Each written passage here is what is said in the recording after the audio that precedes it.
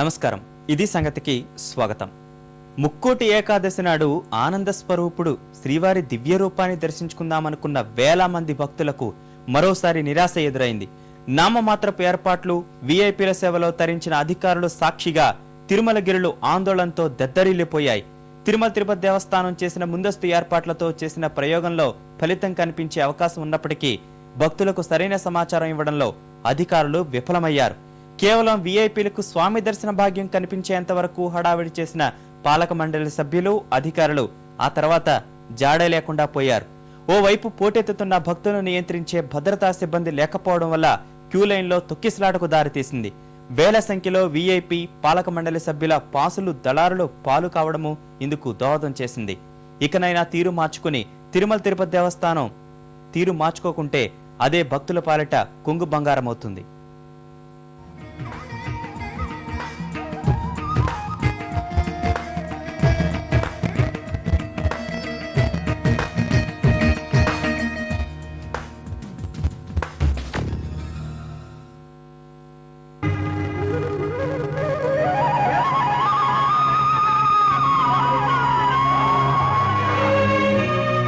అదివో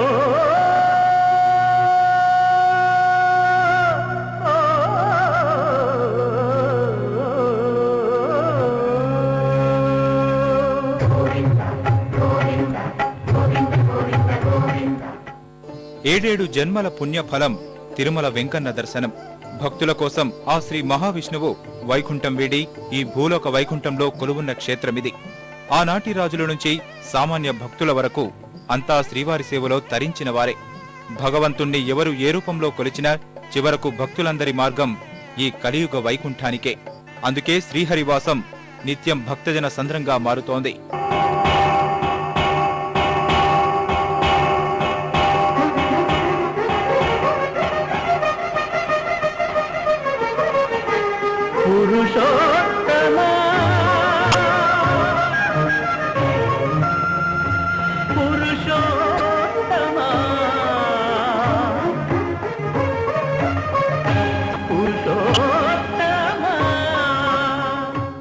శ్రీవారి బ్రహ్మోత్సవాలకు భక్తులు ఊహించని స్థాయిలోనే పోటెత్తుతారు.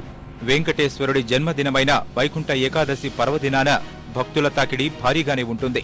తిథిదే అధికారులు వీవీఐపీల సేవలోనే తరించడం ముక్కోటి ఏకాదశి నాడు భక్తులకు కోటి కష్టాలను తెచ్చింది. అధికారుల ముందస్తు ఏర్పాట్లతో ప్రముఖులకు స్వామివారి దర్శన భాగ్యం సంతృప్తిగా జరగగా సామాన్య భక్తులు మాత్రం తీవ్ర అసంతృప్తి వ్యక్తం చేశారు.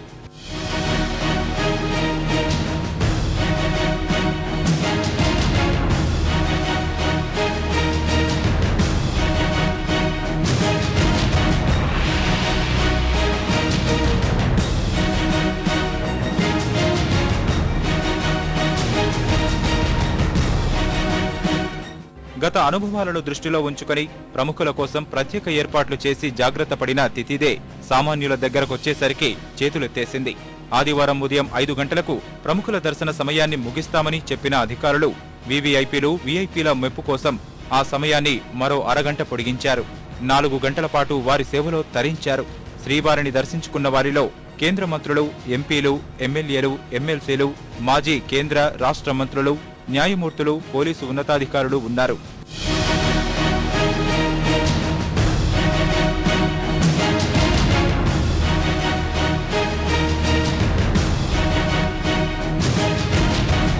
ఇబ్బందులన్నీ అధిగమించేలాగా ఈసారి చాలా చక్కటి పద్ధతిలో చాలా బాగా చేశారు. ఈసారి ఎలాంటి అవకతవకలు లేకుండా అందరికీ సుఖంగా దర్శనం జరిగేలాగా అన్ని ఏర్పాటు చేశారు.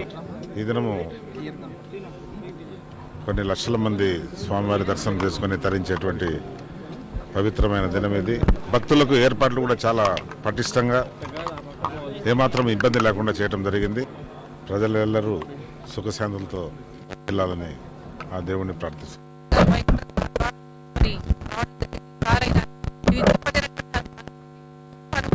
వెంకటేశ్వర స్వామి యొక్క రాష్ట్ర ప్రజలందరిపైన ఉండాలని చెప్పి ఆ దేవుని మనస్ఫూర్తిగా ప్రార్థిస్తారు. నిజం చెప్పనా అంటే అన్ని నిజాలు చెప్పకూడదు, బట్ ఏదేమైనా లాస్ట్ ఇయర్ కంటే కూడా ఈ సంవత్సరం అద్భుతంగా ఉంది. మిగతా కొన్ని విషయాలు ఉంటూ ఉంటాయి, 5 ఏళ్ళు ఒకటిగా ఉండవు. నేను లాస్ట్ ఇయర్ వచ్చాను, ఈ సంవత్సరం వచ్చాను. వెల్ ఆర్గనైజర్ తమ్ముడు రమణ కూడా ఉన్నాడు. మిగతా కూడా రియలీ ఇట్ ఇస్ గుడ్. గత అనుభవాలను దృష్టిలో ఉంచుకొని ప్రముఖుల కోసం ప్రత్యేక ఏర్పాట్లు చేసి జాగ్రత్త పడిన అధికారులు వారి దర్శనం అయిపోయిన తర్వాత పట్టించుకోకపోవడంతో పరిస్థితి మరింత దిగజారింది. పట్టించుకునేవారే లేకపోవడంతో గంటల తరబడి వేచి చూసిన భక్తుల్లో ఆగ్రహం తారస్థాయికి చేరింది. ఇదే సమయంలో వెనుక వచ్చిన భక్తులు దర్శనం కోసం ముందుకు రావడంతో తొక్కిసలాటకు దారితీసింది.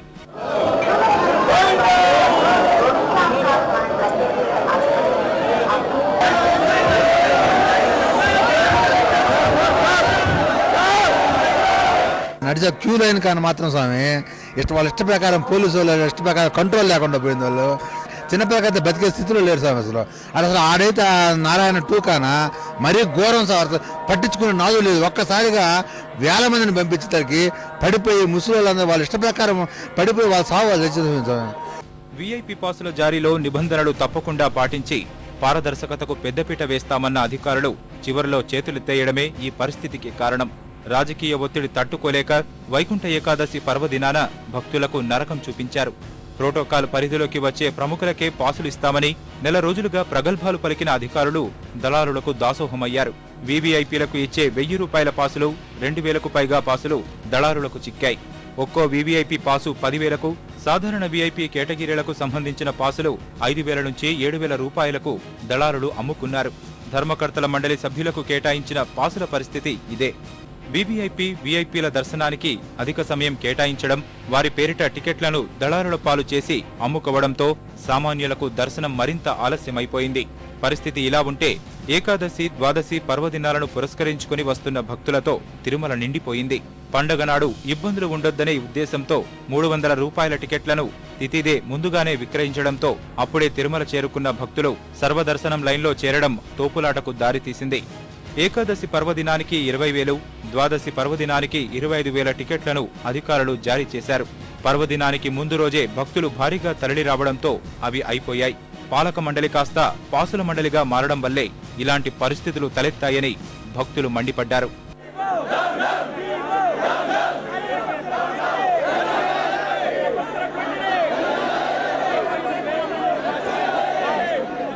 అలిపిరి శ్రీవారి మెట్టు మార్గాన కాలినడకన శని, ఆదివారాల్లో 1,00,000 మందికి పైగా భక్తులు తరలివచ్చారు. 45,000 మందికి వైకుంఠ ఏకాదశి, ద్వాదశి పర్వదినానికి అధికారులు దివ్య దర్శనం టోకెన్లు అందించారు. మిగిలిన భక్తులకు పర్వదినాలకు కాకుండా ఇతర రోజులకు దివ్య దర్శనం టోకెన్లు ఇచ్చారు. యాక్చువల్గా 1 డేలో అయిపోయేటట్టు వచ్చాము. ఇక్కడికి రాగానే చూస్తే 25th ఇచ్చున్నారు మాకు. 25th అంటే డౌట్, ఒకవేళ ఫ్రీలో పోదామని ఆలోచిస్తున్నాం. ఇంకా వేరే దారి లేదు, దేవుని చూసిపోవాలని. రాత్రి 10 గాలిగోపురం వచ్చేసరికి అక్కడ ఏమైందంటే 26 ఇచ్చారన్నమాట డేట్. అంటే ఈరోజు డేట్ 23, ఇంకా 3 డేస్ ఎక్కడ ఉండాలి? అసలు వీఐపీస్ దేవుని దగ్గర ఎవరు? అసలు మేము భక్తులం కాదా? మేము మనుషులం కాదా? వాళ్ళే మనుషులా? అసలు ఈ చైర్మన్, ఈ ఈఓ గారు ఎందుకంత ప్రిఫరెన్స్ ఇస్తారు వాళ్ళకు? మమ్మల్ని ఎందుకు మోసం చేయాలి? ఏ రోజు వచ్చిన వాళ్ళకి ఆ రోజు దర్శనం అని మేము కాళ్ళన్నీ నొయ్యంగా తెల్లవారుదాం లేచి మేము అక్కడి నుంచి దర్శనం అయితే అనుకుని వచ్చినాం. దీనికి సమాధానం ఎవరు చెప్పాలి? ఏకాదశి పర్వదినం రోజున ఇరుముడులు సమర్పించుకోవాలని గోవిందమాల ధరించిన భక్తులు భావిస్తారు. వారికి అవకాశం రాకుండా పోయింది. స్వామివారి జన్మదినోత్సవమైన ఏకాదశి నాడు ఆ ఏడుకొండలవాడిని దర్శించుకునే భాగ్యం లేదని భావించిన భక్తులు ఆందోళన, ధర్నాలకు దిగారు. గోవింద నామస్మరణతో మార్మోగిపోవాల్సిన తిరుమలగిరులు భక్తుల నిరసనలతో దద్దరిల్లిపోయాయి. కాలిదారిని వచ్చే వాళ్ళకి ముక్కాల కొండ ఎక్కిన తర్వాత 26వ తేదీ నీకు దర్శనము అంటే ఇరుముడి కట్టుకొని ఏం చేయాలి స్వామి? 26వ తేదీ దాకా కొండపైన ఇద్దరు ఐఏఎస్ ఆఫీసర్లు దేనికంటే ఇక్కడ కూర్చొని బాగా క్యాల్కులేషన్ చేసి ఎవరెవరికి ఏమి అమ్ముకోవాలని వీళ్ళు అనుకుంటారా? కాలినడకన వచ్చే వాళ్ళు దివ్యదర్శనం అనే పేరు పెట్టినప్పుడు వాళ్ళకి దర్శనం కల్పించిన అవసరం లేదా? దీనికి ఐఏఎస్ వాళ్ళకి అవసరం లేదు కదా స్వామి.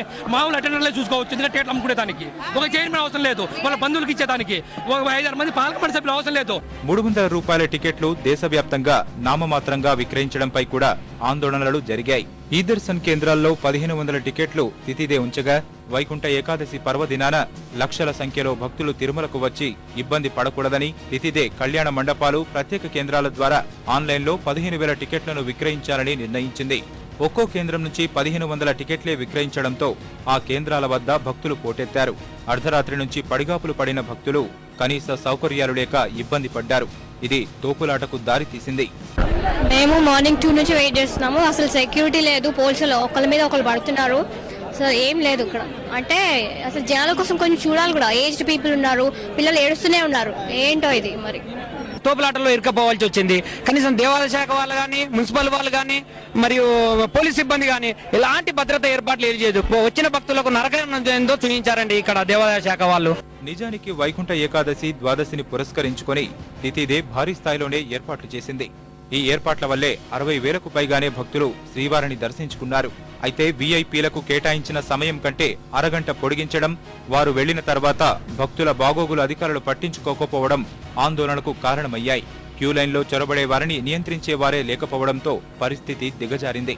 లక్షలాదిగా భక్తులు పోటెత్తినప్పుడు ఎవరైనా ఏమీ చేయలేరు. కానీ వీఐపీలకు దగ్గర ఉండి దర్శనం చేయించే అధికారులు అదే శ్రద్ధను భక్తులపైన ఇకనైనా చూపించాలి. వీఐపీ పేరుతో జరుగుతున్న పాసుల అక్రమాలను నియంత్రించాలి.